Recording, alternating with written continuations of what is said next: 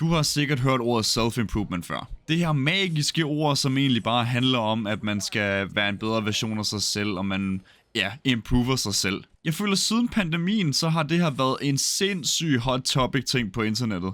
I get it. Folk har været fuldstændig fucked efter pandemien. Og generelt med internet i dag, så er der også sindssygt mange, som har dårligt selvværd på grund af alt det der missing out og Og hvis du virkelig aldrig nogensinde har faldet over self-improvement videoer og self-improvement guruer, så congratulations. Fordi honestly, det er det her, den her video skal handle om i dag. Jeg er så træt af at se alt det her self-improvement content på YouTube. And don't get me wrong, jeg er fuldstændig inden for, at man skal blive en bedre version af sig selv, og rent faktisk self-improve sig selv.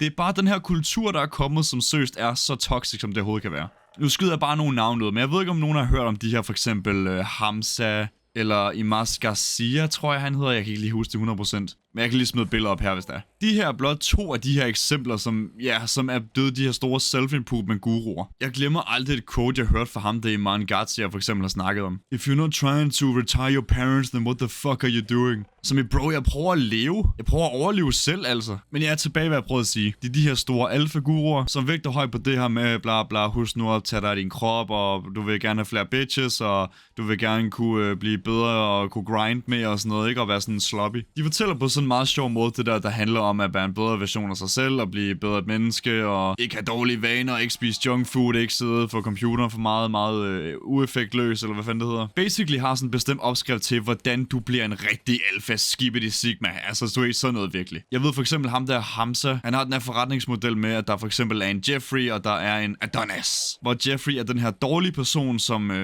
spiser for dårligt, og onanerer for meget, og ikke kommer ud for en dør. Du er sådan en rigtig bom. Og Adonis så er det fuldstændig omvendt, ikke? Han er den store alfa, den store magtfulde alfa. Og det er altid kommet sådan lidt goofy til, synes jeg. Fordi lige præcis med de her videoer, der får du meget et bestemt form for mindset. Og det er, at der er en vis antal ting, som er helt forkerte ting at gøre, og så er der ting, som er det helt rigtige, og kun det rigtige at gøre. Og som jeg siger, selvfølgelig skal man tage sig sammen og gøre ting for sig selv, og have et godt mindset. Men prøv at høre, det er ikke enten eller. Okay, lad mig prøve at skille ud pap sådan her. For mig er produktivitet for eksempel at lave content, ligesom jeg gør lige nu. Så du ved, en produktiv dag for mig vil selvfølgelig være, at man spiser noget godt mad, tjener nogle penge somehow, får lavet noget content, og også bare du ved, sørge for, at man har noget tid til fritid. Det er så, man kan lide at træne, eller lige være sammen med venner, den slags ting. Og en uproduktiv dag vil det selvfølgelig være, hvis jeg bare lå på min flade røv i min seng, og bare ikke rigtig gjorde noget som helst ud af dagen. Og vi ved jo godt, hvad for en slags dag, man vil 100p få det bedste af. Og alle har jo hver deres form for interesse og ting, som de føler er produktive, eller føler, som giver dem,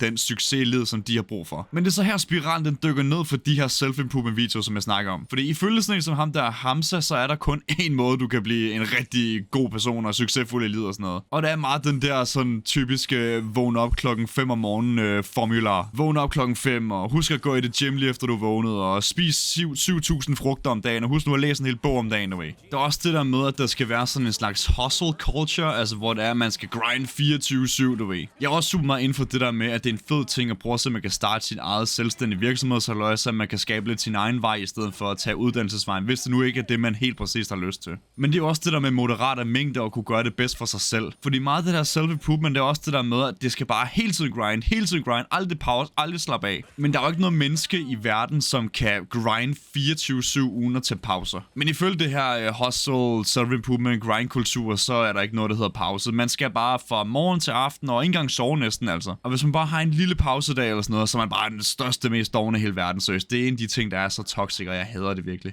Og du ved, ideen er jo god, men det er jo ikke guiden til alle succes. Hvis jeg skal tage den ind i min egen form for succesformular, som jeg nævnte tidligere. Hvis jeg gjorde de her ting, vågnede op klokken 5, ud 3.000 frugter, læste en hel bog, så opnår jeg jo ikke nogen af mine goals på den dag overhovedet jo. Hvilket vil sige, at den formular overhovedet ikke vil gøre mig en tjeneste overhovedet. Og grunden til at snakke om det her generelt, det er fordi, at jeg plejede nemlig at se rigtig meget af de her self-improve videoer for nogle år siden, og faldt lidt halvt i den der fælde. Og for at det ikke skal være løgn, så gav det mig faktisk også nogle ting. Det motiverede mig for eksempel i at starte med at træne, og få sådan en rigtig god træningsrutine, som jeg stadigvæk har den dag i dag. Men du ved, alt det andet, det var sådan lidt fylde for mig, fordi det var ikke rigtig ting, jeg strivede efter, så når man så begynder at leve lidt efter det her mindset, så kom man ikke rigtig nogen vejen overhovedet, og så gav det ikke mening mere. Og det er det, jeg synes, at vi skal være så påpasselige med sådan noget self-improvement her, fordi der er jo nogle ting, som er gode at gøre for dig selv, som er meget universalt selvfølgelig, og for eksempel at have en god døgnrytme. Men igen kan man også skære den til side, fordi nogle de fungerer bedst om aftenen, og bla bla bla, nogle arbejder nat og bla bla bla, så der kan man også bare tage det med gram salt. Madvaner er jo selvfølgelig selvfølgelig også noget, der godt spise sundt. Det er jo noget, som alle benefitter af. Det kan man jo godt putte i den gode kategori. Selvfølgelig også at have et ordentligt arbejde og tjene nogle penge. Altså, det er jo også oplagt. Men lad os nu sige, at de er sådan en type som mig, som gerne vil lave en masse content, for eksempel. Altså for eksempel på YouTube. Så nytter det jo ikke noget, at jeg sidder og læser 300 bøger, fordi hvor skal jeg lave content for at læse 300 bøger? Jeg får ikke, if you get me, jeg får ikke noget ud af det. Og der kan man sige, at den formular, den overhovedet ikke holder vand jo, fordi lad os nu sige, at vi har den her gut,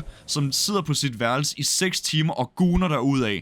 Men hvis han nu fokuserer på hans goals i resten af tiden på den dag jo, så har han jo været mere produktiv en person, som fulgte for eksempel Hamzas formular til, hvordan man er en succesfuld person, hvis du forstår, hvad jeg mener. Og det er nemlig derfor, at jeg hader de her self-improve videoer, fordi det er som om, de forklarer, at alting skal være på en bestemt måde, og der findes ikke andre måder at gøre det rigtigt på, ellers så er du, som Hamza siger, en rigtig Jeffrey. Meget af det, der også er i det her, det er, at alle hobbyer skal simpelthen være noget, du skal prøve at tjene penge på. Og det har jeg set flere steder end kun de her self-improvement folk, du ved. De føler, at de bliver hjernevasket sådan, at vi kan ikke sådan have, for eksempel hygge YouTube eller hygge badminton, uden at det lige skal turn into en business. For hvis alt du godt kan lide at lave skal være en business, så arbejder du altid, så slapper du aldrig af, du nyder aldrig livet, hvilket jeg også synes er kinda crazy. Og jeg kunne snakke om det her i så lang tid, fordi jeg hader det virkelig så meget. Alle har hver deres liv og hver deres mål og hver deres måde at leve på, og så længe de selvfølgelig kommer by, er det det, der er vigtigst. Så de der videoer skal selvfølgelig virke som en slags motivation, uden det bliver sådan noget rigtig kultagtigt. Og det er lige præcis det, der er galt med mange af de her self-improvement videoer, som jeg har set, det er, at det bliver sådan helt kultagtigt. For hvis du prøver at læse hans kommentarfelt, for eksempel ham med Hamza, jeg snakkes med om, så er det fuldstændig kultiviseret. Altså alle beder ham næsten som en gud. Og det jeg altid har fundet sjovt ved det er, at det her, det skal forestille at være en mand, som prøver at få folk til at blive rigtig selvstændige mænd. Men på samme tid, så kan de ikke være selvstændige, fordi hvis de ikke følger ham, så gør det ikke rigtigt. Så de stadigvæk får efter ham, hvilket fjerner fuldstændig ideen med at være selvstændig. Og vi kan selvfølgelig ikke snakke om det her, uden at snakke om de her mennesker, som også prøver at sælge dig alle de her åndssvage kurser. Vil du gerne være en Sigma ligesom mig, så husk at købe mit kursus til 100 kroner i måneden, og så er det bare sådan noget fuldstændig frit tilgængelig information, du ved. Det er en hel kategori for sig selv, men det er også noget, som ham som for eksempel prøver at gøre, og det er så ulækkert på alle måder. Så virkelig mit råd til dig, som sidder fast i sådan noget, det er bare at få dig selv en rutine, som fungerer for dig, som ikke ødelægger dig instant. Og så kan det jo muligt gå galt, tænker jeg. Men det var sådan nogenlunde de tanker, jeg havde omkring det. Jeg gad bare seriøst godt at lave en af de her slags commentary-videoer. Jeg har selv set rigtig meget af sådan noget der. Jeg tænkte bare, det kunne være sjovt at prøve og sådan bare give det et skud. Hvis der er andre emner, jeg også skal prøve at snakke om, så skriv det i kommentaren. Det vil jeg sætte super meget pris på, hvis du også smider et like, faktisk. Lad os se, om det her det kan føre til et eller andet. Måske gør det ikke. Måske det er bare den eneste, jeg laver. I don't know. Og så håber jeg nyt det her Call of Duty Zombies gameplay, jeg lige fik optaget til den her video her. Jeg elsker det spil, så det er mega nice. Igen, nogle af de der guruer vil sige, at spille computerspil også var en dårlig beta-person ting, men prøv at jeg fletter det ind, så det også kan fungere godt i en produktiv hverdag. Så igen, dan din egen form for hverdag, i stedet for at lytte til alt det der pjat der. Men selvfølgelig også tage det gode med. Og når det er sagt, så tusind tak, fordi I så den her video. Ha' en rigtig god dag.